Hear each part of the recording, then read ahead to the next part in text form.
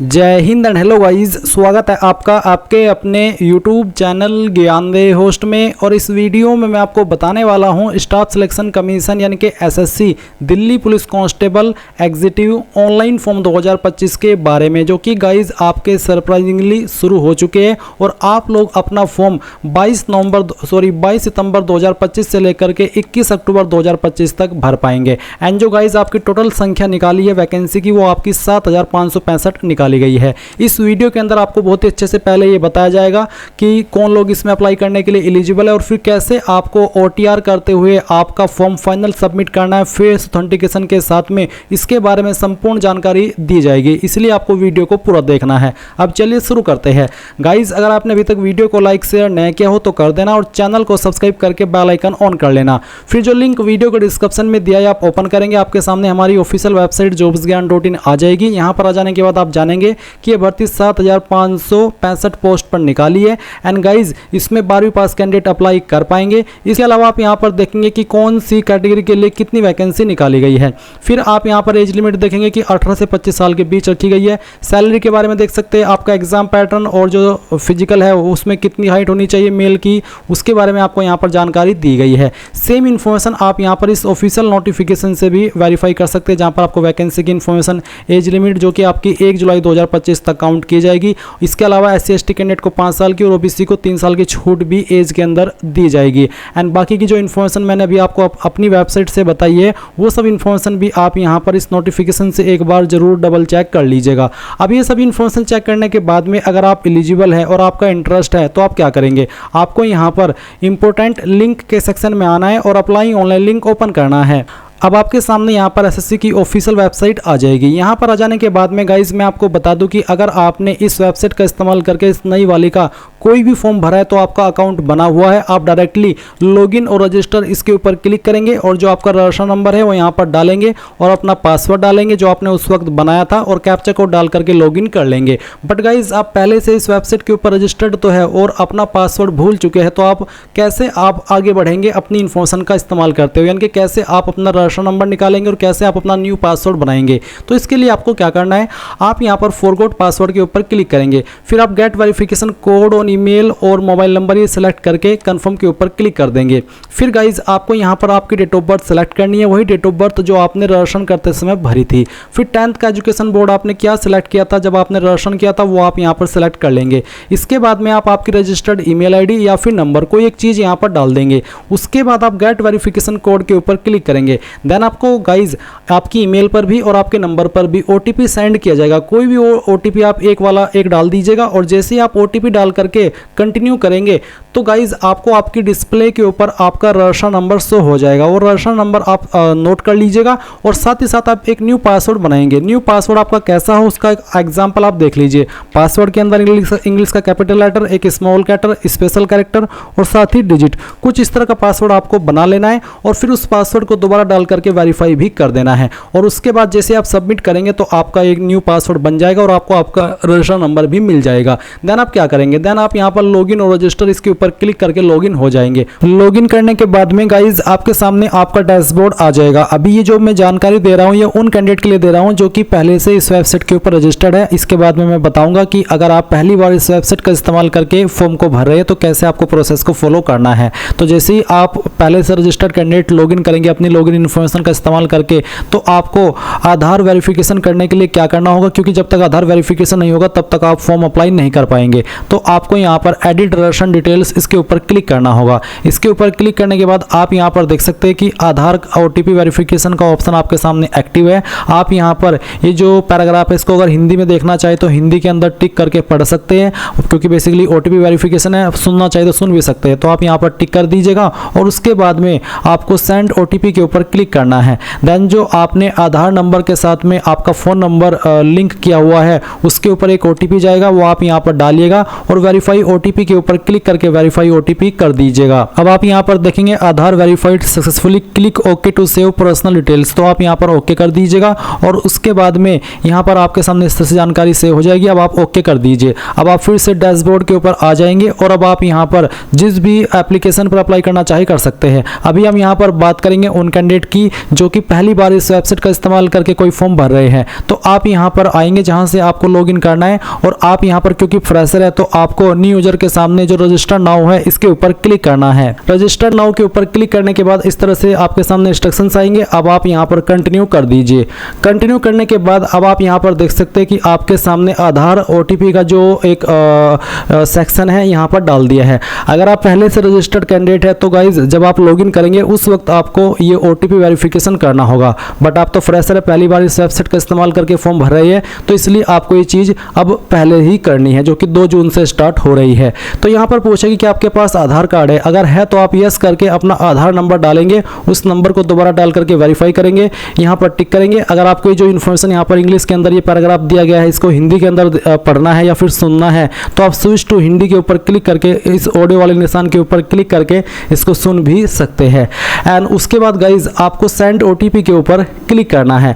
अगर गाइज आपके पास आधार नहीं है तो आप यहाँ पर इस पहले वाले ऑप्शन में नो करके इनमें से कोई एक ID दे सकते हैं। जैसे कि आप यहाँ पर देख सकते हैं Aadhaar card, voter ID card, PAN card, driving licence, government ID card, तो इनमें से कोई भी एक ID आप दे दीजिएगा। फिर जैसे कि यहाँ पर please upload date of birth proof, जिसमें कि आप birth certificate, school leaving certificate, certificate of date of birth, इनमें से आपको एक सर्टिफिकेट देना होगा DOB प्रूफ के लिए। फिर एड्रेस प्रूफ के लिए आप इनमें से कोई एक ID दे सकते हैं। उसके बाद आप यहाँ पर आपका फोटो अपलोड करेंगे। उसके बाद आप देखेंगे अपलोड जेंडर प्रूफ, आपको जेंडर प्रूफ भी देना होगा जिसमें कि आप Aadhaar card, voter ID card, birth certificate, school leaving certificate, इनमें से कोई भी एक चीज़ दे सकते हैं। तो ये सभी चीज़ें आपको देनी होगी अगर आप आधार के अलावा किसी और अन्य ID का इस्तेमाल करके इसमें रजिस्टर हो रहे हैं। पर अगर आपके पास आधार है तो सिंपली इसमें यस करके अपना आधार नंबर डाल करके दोबारा डाल करके यहाँ पर टिक करके सेंड OTP के ऊपर क्लिक कीजिएगा। इसके बाद जो OTP आपके नंबर के ऊपर गया है वो नंबर जो कि आपने आधार के साथ में लिंक करके रखा है वो आप यहाँ पर डालिएगा और वेरीफाई OTP इसके ऊपर क्लिक कीजिएगा।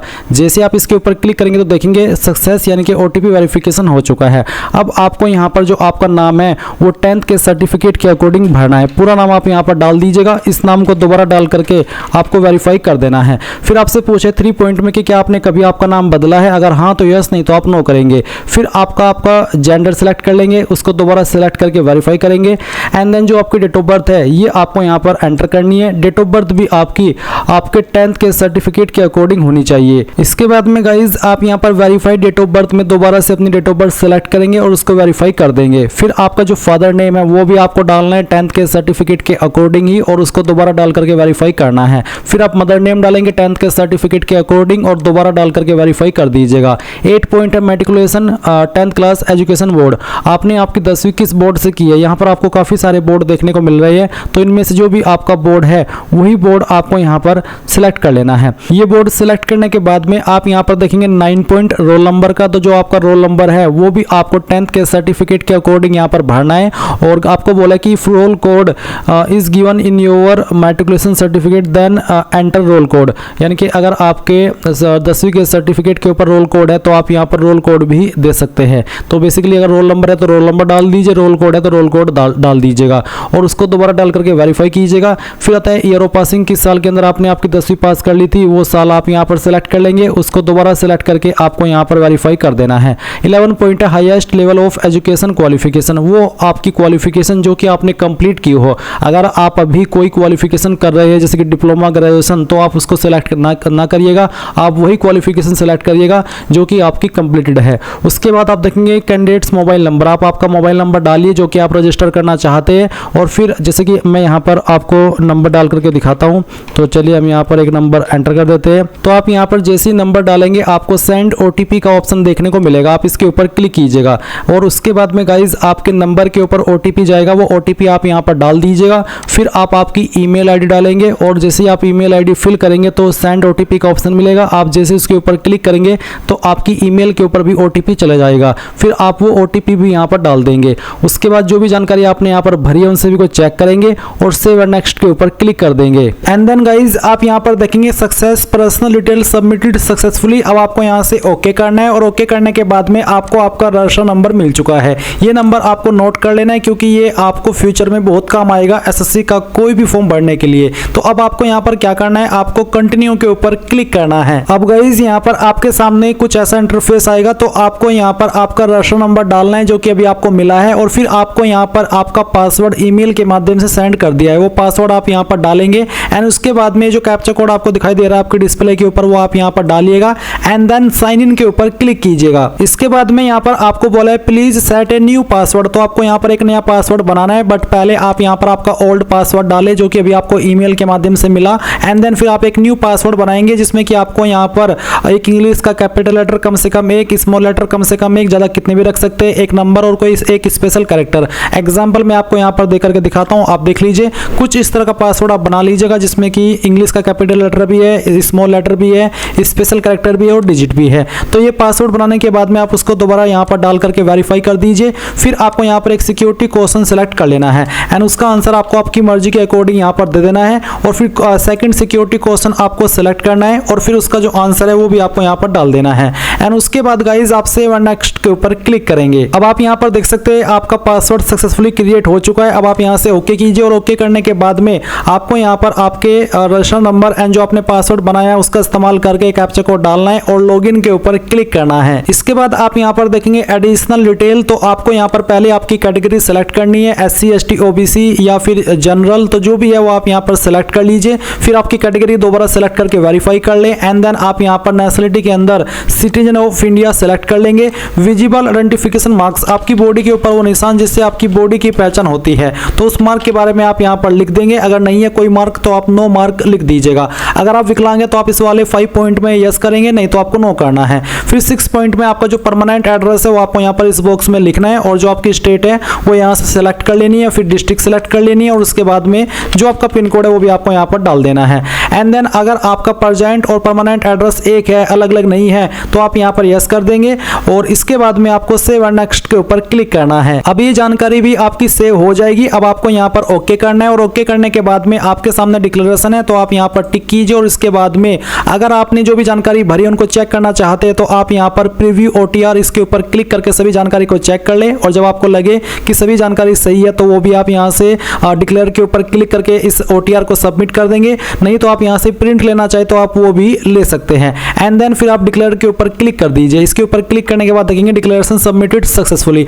अब आप यहाँ से ओके कर दीजिए। अब गाइज यहाँ पर जैसे ही आपका जो रजिस्ट्रेशन है वो कंप्लीट हो जाएगा या फिर अगर आप पहले से रजिस्टर्ड कैंडिडेट है और आप लॉगिन करेंगे तो आपको यहाँ पर लाइव एग्जामिनेशन का सेक्शन देखने को मिलेगा। आप इसके नीचे जो अप्लाई का ऑप्शन आ रहा है इसके ऊपर क्लिक करेंगे, देन आपके सामने इंस्ट्रक्शंस आएंगे, इन सभी को चेक करते हुए आप फिल फॉर्म इसके ऊपर क्लिक करेंगे। फिर आपके सामने वो सब इन्फॉर्मेशन आएगी जो कि अभी आपने OTR करते समय भरी थी और अगर आप पहले से रजिस्टर्ड है और आप इस जानकारी को एडिट या मॉडिफाई करना चाहते तो आप यहाँ पर इस आइकन के ऊपर क्लिक करेंगे या फिर आप यहाँ पर डैशबोर्ड में जाकर के मॉडिफाइड डिटेल्स के ऊपर क्लिक करके इसको डिटेल्स को एडिट कर सकते हैं। ये आपके पास पहले ही मौका होगा, अगर आप एक बार यहाँ से इसको सबमिट कर दिए बाद में आप एडिट नहीं कर पाएंगे। इसलिए सभी इन्फॉर्मेशन को अच्छे से चेक करते हुए आप नीचे की तरफ आएंगे और नेक्स्ट के ऊपर क्लिक करके यहाँ से ओके कर देंगे। फिर यहाँ पर आपको आपकी न्यू इन्फॉर्मेशन देनी है, जैसे कि 19 पॉइंट है हाईएस्ट एजुकेशनल क्वालिफिकेशन, यानी कि वो क्वालिफिकेशन जो कि आपकी हाईएस्ट हो। अब अगर आप इसमें देखेंगे अप्लाई करने वाली क्वालिफिकेशन तो 12वीं है, बट हाईएस्ट क्वालिफिकेशन आपकी कुछ भी हो सकती है, चाहे वो डिप्लोमा हो, चाहे डिग्री हो या फिर पोस्ट ग्रेजुएट हो। तो आपको वही वाली क्वालिफिकेशन सेलेक्ट करनी है जो कि आपने कंप्लीट कर ली हो। जो आप अभी कर रहे हो वो आप सिलेक्ट मत कीजिएगा। उसके बाद यहाँ पर है 20 point essential qualification. Essential qualification से मतलब है वो क्वालिफिकेशन जिस क्वालिफिकेशन से आप इस पोस्ट पर अप्लाई करने के लिए एलिजिबल हो रहे हैं।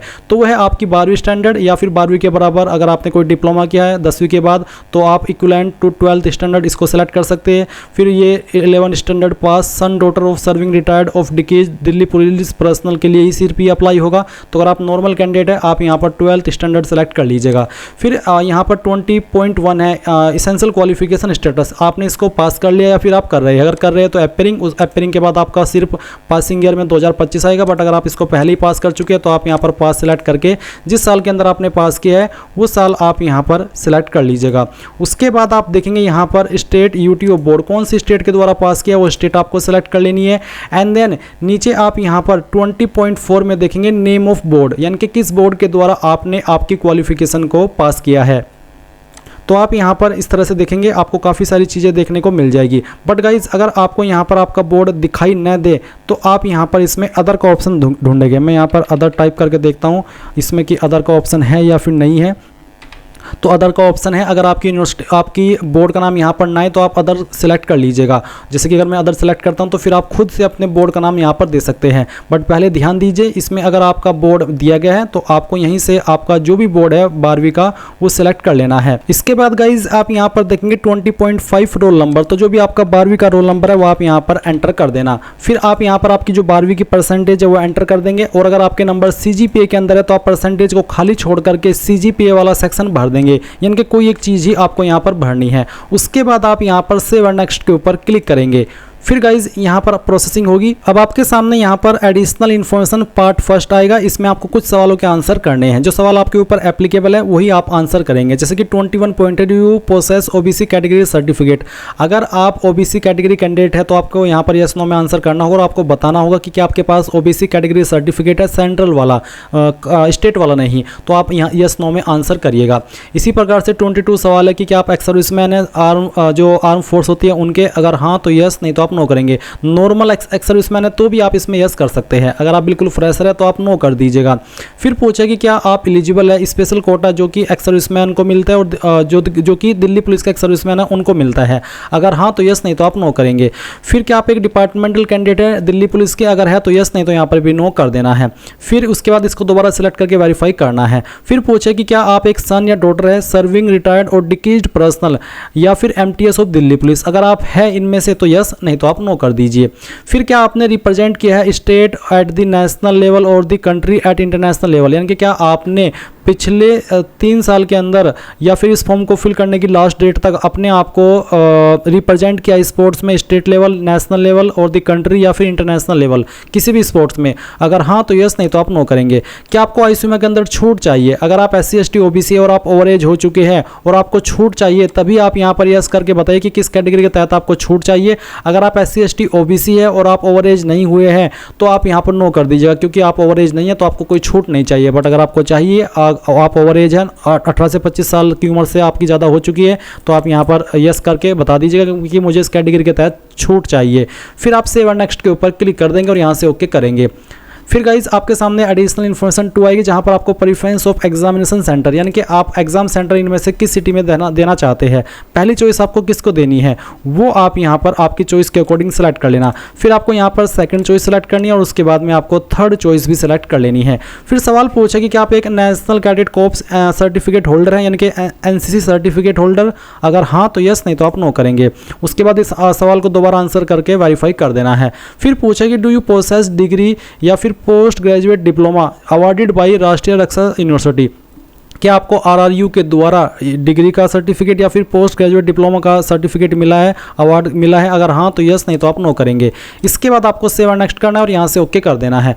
अब यहाँ पर आता है सबसे main part, upload photograph and signature और साथ ही फेस ऑथेंटिकेशन। फेस ऑथेंटिकेशन आपका ऐसे नहीं होगा, फेस ऑथेंटिकेशन होगा आपका माई SSC ऐप के द्वारा। अब आपको इसको करने के लिए क्या करना है, आप यहाँ पर to download the app from the play store scan the below QR code, आप इस QR कोड को भी स्कैन करके प्ले स्टोर से ऐप को डाउनलोड कर सकते हैं। या मैं आपको एक बार दिखा देता हूं कि कौन सा ऐप है और आपको क्या स्टेप फॉलो करने हैं। गाइज अभी जो आप वीडियो में देख सकते हैं ये है आपका माई SSC ऐप, जो कि आपको अपने मोबाइल के अंदर डाउनलोड करना है। जैसे आप डाउनलोड कर लेंगे तो आपको यहाँ पर इसमें आपका रजिस्ट्रेशन नंबर और अपना पासवर्ड जो आपने वेबसाइट के ऊपर डाला होगा, अगर आप पहले से ही फॉर्म मोबाइल से भर रहे हैं तो अच्छी बात है, अगर ऐप से भर रहे हैं तो भी अच्छी बात है। तो आप यहाँ पर लॉगिन हो जाएंगे। लॉगिन हो जाने के बाद में आप यहाँ पर पर्सनल डिटेल के अंदर आएंगे और अपनी इन्फॉर्मेशन को इस तरह से कर लेंगे। जैसे ही आप अपनी इन्फॉर्मेशन को ये सब सबमिट कर दे तो आपको यहाँ पर, जैसे मैंने अभी इस वीडियो के अंदर अप्लाई करके दिखाया, ऐसे ही अप्लाई करना है। आप यहाँ पर अप्लाई के ऊपर क्लिक करेंगे। अप्लाई के ऊपर क्लिक करने के बाद में आप यहाँ पर इस वाले इंटरफेस पर आएंगे जो कि आपका